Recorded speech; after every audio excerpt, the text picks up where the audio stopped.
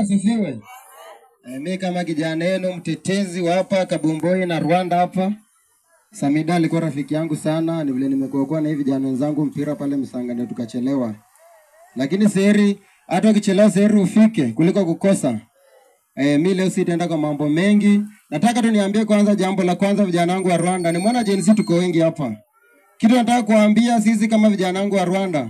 Wakati mimi natembea kwa zile za maofisi nikikaa kama kwa ofisi ya governor, ya senator na women rep, pia kwa MP na kwa MCA. Nafikanga kule wanaangalia drawing board yangu ya Rwanda ikoje. Rwanda tulipiga kura ngapi?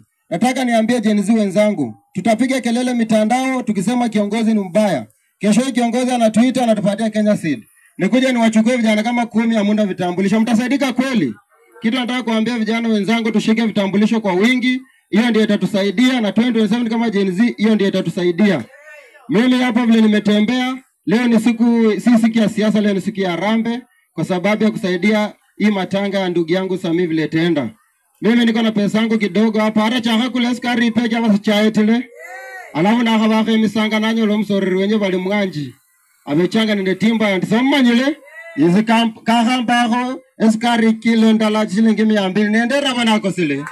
Na sisi ndio kwa 200 wanako sile. Alafu nake nilikuwa nende vasale ndarusi ya 400, chisasa 200 cha mwaje 200. Vasale bosi fataza hata na chole ile kwa basa na atile. Ni yetu Mungu wa maana wabariki. DJ niwekeka wimbo wanisindikisheko kidogo.